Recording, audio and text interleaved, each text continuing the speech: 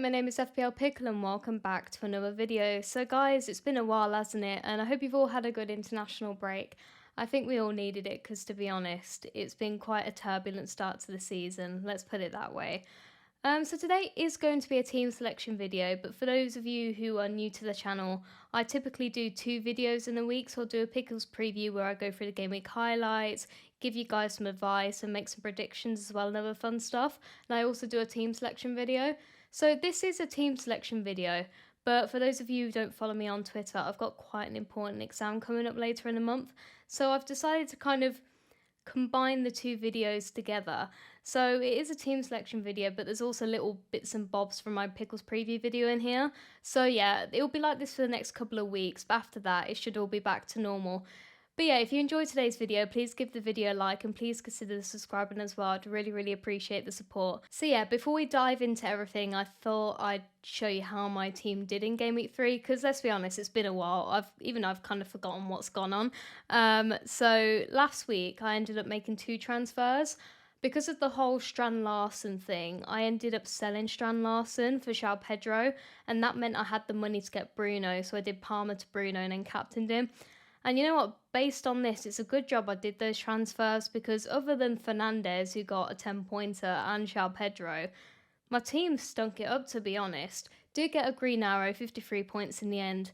So, better than nothing, but you know, I'm 6 mil, it's not great.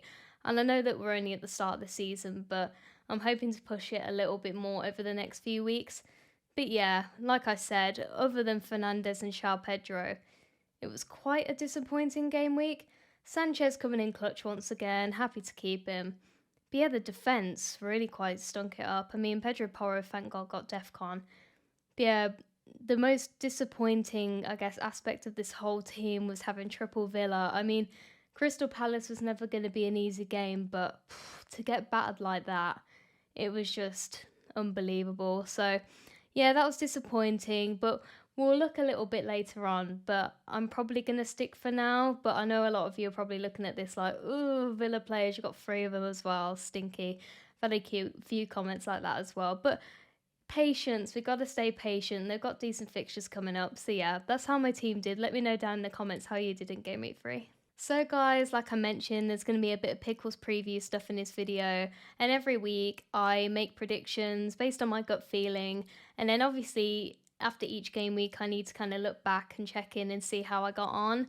And the first 2 game weeks went really well. I got 1 right each game week, and I was like, surely I'm not going to keep this up, and unfortunately this week I did not. But it's very exciting because if you're not aware, I'm saying that if I get more than 10 right across the season, then I'll donate £100 to a charity of your choice. So let me know down in the comments if you have any charities in mind that you'd like me to support. But yeah, unfortunately, this week we did not get any right. But the most frustrating thing is, some of them are quite close. Like, I feel like I'd almost prefer to get it completely wrong, but a couple of these were not far off. So yeah, the first prediction, I think there ended up being 4 yellow cards in that game, so kind of close, but yeah. Tarkovsky got DEFCON points again, got 11 I think, so boo to that one. Then the third one really annoys me. So I predicted that Spurs would concede 2 goals to Bournemouth, but they ended up conceding 1. So I got it right in the sense that the game went the way I thought it would go, but yeah, it was 1 goal. So we were close, but we'll see how I get on this week. But yeah, guys, stay tuned for later in the video where I come up with my predictions for game week 4. But first, let's look at my game week 4 team selection. So before we move on to my team selection, I'd first like to thank Club for sponsoring this video. So for those of you who do not know, Club is a fantasy football mobile game that involves you taking ownership of a club, building up your stadium, building up your players. You have an agent that offers you players, and it honestly just provides a really nice spin to fantasy football. So if you haven't checked it out already, I really recommend that you do. I'll show you how my team's looking at the moment. So, you know, I've had some time over the international break to build it up a little bit, and at the moment I'm really happy with it. The defence looks really good and well within my salary cap, and my front line looks great as well. But you know, I'm going to meet with Manny today to see if I can get another player that'll add some depth to my squad. So yeah, we'll see how that goes. Okay, so I'm going to meet with Manny now. So I'm going to tap to reveal, base, core, Rare. Ooh, midfielder. Okay, I'm open to upgrading the midfield. West Ham. 80. Souček. Interesting. I mean, is he going to start? That's the thing. You know what? For now, I will accept and I'll have a look into his minutes a little bit more. We'll get him in there for now, at least put him on the bench, and I'm still within my salary cap. So yeah, I'm happy with that. And you know what? Like, I'm level 7 now, and the club's looking really, really nice, actually. It's looking a lot cleaner than it did before, so that's really exciting. And for those of you who didn't know, I'm actually part of the game. I'm part of the sales and ticketing. So I kind of generate more money for you guys so you can upgrade your stuff more and more. So honestly, this game is just really fun. So I really recommend it if it's something that you want to try out. And I also have a league called the Pickle League. And I really would like to get around 500 people on this league. So if you're interested in a club, then please click the link down below in the description. I'd really appreciate the support. And if you'd like to join my league, then the code is 8CVY7QL. I'd love to see as many of you as possible. But yeah, let's get back to the team selection. So guys, I thought I'd just give you my team for game week 4. I'd rather not trickle through it because, to be honest with you, I think I'm going to roll this week. I mean, based on it, I know that I've got Aston Villa players, we'll talk about that in a second, but I don't really feel the need to make a transfer here. Obviously, the likes of Sarr was on my mind initially, but you know, he's injured now. So, you know, I'm fairly happy with the team. You know, we've got Sanchez in goal, 2 clean sheets so far, only 1 goal conceded. I'm pretty happy with him. I don't feel the need to change him. I think he's absolutely fine for the upcoming game weeks. And then my defence, I'm pretty happy with it. And I know there's Konsa, but, you know, he got a goal last night as well. Cheeky, all of the Villa players. Rodgers got an assist. Watkins technically got an assist with winning the penalty. And then Konsa gets a goal. Like, why could they not do this in the Prem? But anyway, yeah. We've got him, and I don't feel the need to transfer him out. I think defensive transfers never really feel that worth it. They're not really high upside unless you're going for a really, really attacking defender. Like, the only one I would probably consider going for this week is like Munoz. Even Van Dijk, I mean, I can't afford it, let's be real, but I don't even think I'd go for that this week. But yeah, so I've got Anderson with Leeds at home, and I feel like this is the fixture I bought him for, to be honest with you. He's been decent so far. Still pretty lowly owned and decent fixtures to come. I'm pretty happy with him. Konsa, like I said, happy to keep for now. Good fixtures coming up. Doesn't feel worth a transfer. And Pedro Porro, he's been good as well. Good fixtures coming up.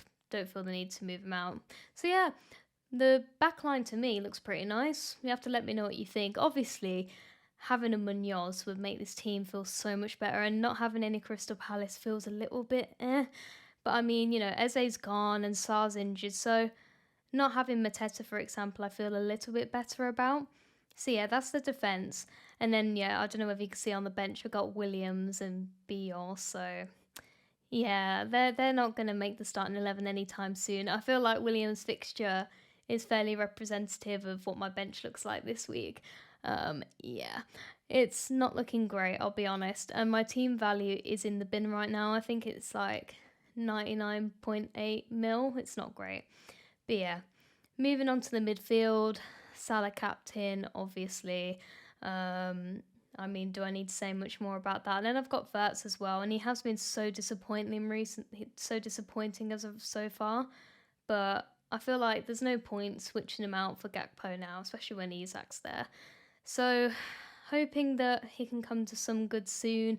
Showing a little bit of promise in the second half in the last game. So I'm hoping he can get something for me soon, hopefully in this game, especially when his ownership's been slowly declining as well. Well, maybe not slowly, quite quickly declining.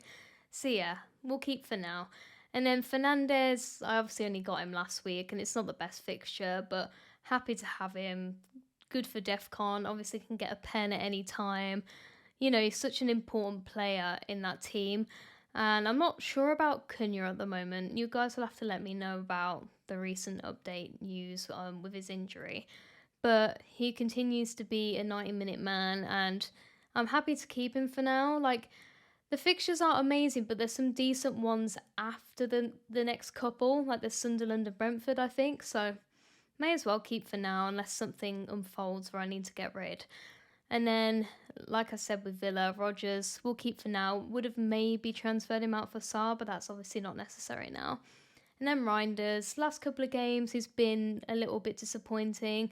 But, Man United, they are prone to conceding. And I don't know whether with Marmoush being out, that pushes him slightly further forward. You guys will have to let me know. I'm not overly knowledged up about that. So let me know down in the comments whether you think it could be good for him. But, as a cheap asset, happy to have him. And don't feel the need to switch him out. It's like a Dewsbury Hall at the moment. And then, front line, Watkins' EO has dropped a lot. Fairly happy about that, to be honest. And he has been frustrating, and I don't really own him a lot in FPL, and I feel like this is why. But gonna keep for now, gonna keep the faith. I know he can do it, and I just hope that with the new signings as well, with like Elliot and Sancho. Elliot's a really exciting signing, actually. So it'll be interesting to see how they line up, and hopefully their offense is a lot better in the next coming weeks. And then João Pedro, finally. I'm happy to have him. Thank God I bought him. I was just terrified of the EO, I'm not going to lie to you. 64.1% now, 7.7 mil. Yeah, it just felt like a necessity. And, people may argue that the points last week were lucky, but, Brentford away next. Not sure whether Palmer's going to be back or not. We've seen that João Pedro is not on pens, which is disappointing, but it is what it is. I think, for me at the moment at least, not essential, but I feel better, and I feel like I'm going to be more tranquil over the next few weekends knowing that he's in my team. So yeah, that's what the team looks like. Let me know what you think. Are there any potential moves you would make? I've got 0.3 million in the bank, so let me know. But yeah, that's the team. Let's move on to my Pickles punts and Pickles passes. So this is my Pickles punt section, and this is where I talk about a few players that I would take a chance on in Game Week 4. Now the first one I talked about last week as well, and that's Jack Grealish. I think this man has absolutely transformed the Everton attack. He looks so good. Is it 4 assists now? Insane. It was his birthday yesterday, actually. But yeah, he's playing against his old club at home. I could see him doing so well in this game. And you could argue based on the fixtures coming up that this might not be the best pick long term, but I think at the very least on a free hit, I know that some people are looking at free hit 4, and I do have a little free hit 4 team later on in the video. I think that he could be a really nice pick to have in there. And then the second one is Dan Burn. I just think against Wolves at home, who have a terrible defence, this man is huge. I think he could very easily score a cheeky header in this game. And they got decent fixtures, and Newcastle are a very good defence. So if you're looking for another cheap defender, Dan Burns, way to go. And I like him because he's pretty good for DEFCON as well. I thought about Livramento, and spoiler alert, Livramento is in my free hit draft, but I think Dan Burn might slightly have the edge long term. So yeah, definitely would consider him. And then finally, Josh King from Fulham. Got Leeds at home coming up. This guy's been getting decent minutes, and this guy could end up being such an amazing cheap enabler. Even on a free hit, if you're looking to get like Salah and Haaland in, I think it'd be a very nice option to kind of cheap, a cheap option that you could put in to make it a little bit easier to navigate your funds. But this guy got absolutely robbed of a goal in Game Week 3. It was absolutely terrible from VAR, to be honest, and how the ref, agree with it, I have no idea. But anyway, he got robbed of his first senior career goal, bless him. But I think that he could do it against Leeds. Like, he's going to be fuming. And like I said, decent minutes. I just think it could be a really nice option, especially when we're looking at the likes of Haaland more now. And it's a bit more difficult to navigate those funds around. Like I said, I think it could be a very nice, cheap enabler going forward. So yeah, these are my Pickles punts, and now we'll move on to my Pickles passes. So these are my Pickles passes, and maybe these are a little bit controversial, maybe not the first one. Albeit exciting, Alexander Isak finally got his deal at Liverpool. Obviously the transfer window's shut now, so there's no more of that shenanigans, but because of all that, there was a lot of uncertainty on what was going on, and especially with the Isak stuff, it's meant that he's barely played a minute of football. So it's very, very unlikely that this man will be starting against Burnley. And as tempting as it is with the juicy fixtures, I just think it's not worth going for now. I reckon he will come on and he'll play a little bit, but he's not going to be playing a whole game just yet. And, there is still competition there. I mean, the squad has been playing perfectly well without him. They will do better with him, I'm very, very sure of that. But he's going to need some time to build up his fitness, so I would avoid for now, and let's just wait and see how it goes. It might be that in a few game weeks' time, this guy becomes absolutely essential, but we need to see how the team navigate with him in, how the team will look, and whether he is ever worth it because of rotation risk and whatnot. So yeah, unfortunately for now, Isak is a no from me, even on a free hit, to be honest. And then this is the one that I feel like it's a little bit controversial, Paqueta. I just don't really, I do get it, but I don't really get it. It's more that I don't really get it right now. I get that, 5.9 million, is on pens, could be a really nice option and does a lot for the team. But one, it's West Ham, and he does get DEFCON as well. Two, the fixtures coming up are just a bit pants in my opinion. If it was like a few game weeks down the line, I'd be like all for it. But I just feel like now is not the right time to be buying him. And it might be that people are looking at him as like a SAR replacement, or to kind of, free up some money to upgrade their forward line, for example. Then I can kind of understand. But if that's not what you're really doing, and even on a free hit as well, I just don't really feel like he's the most optimal pick. You guys will have to let me know in the comments what you think about that. My overall opinion of it is he could be a really nice option, but not now. In a couple of game weeks or a few game weeks down the line, then sure. But the fixtures for me are not great considering how poor West Ham have been. Well, except for Forest. Nearly forgot about that, but yeah. I'm not overly sure right now. And then finally, Wissa. I get it. And even myself, a little shortly before recording this video, I was quite tempted by him, and I was tempted to put him in my punts actually, but he's been on international duty, and well, we haven't seen him play obviously for Newcastle, and again, the drama with Brentford has meant he hasn't really played as much. So, and as with the other signings as well, I suppose with Gordon been out still, there is a chance Wissa starts, and with Wolves at home, it's such a nice fixture, and he could be a really cheeky option on a free hit especially, but I'm just not sure it's worth the risk right now. Maybe on a free hit, I'd maybe take the risk, but for me right now, I would personally avoid. I think it's too soon, and again, I think it's a wait and see. So yeah, guys, let me know what you think about those. Do you disagree with them, any of them strongly? Let me know why if you do, or do you agree? But yeah, that's it for now. I'll quickly show you a free hit 4 team and then we'll move on to my predictions. I currently feel like Haaland is staring into my soul. But anyway, this is a free hit 4 team that I've looked at and would probably consider if I were to activate it this week. And obviously you could probably gather I'm not going to activate it this week. I'm looking at more game week 6 for my free hit. But I know a lot of you are thinking about activating it this week. So this is something that I would go for if I was going to go there. And you can see that I've gone for a Salah and Haaland draft, which does mean that it makes it a bit harder to navigate funds elsewhere.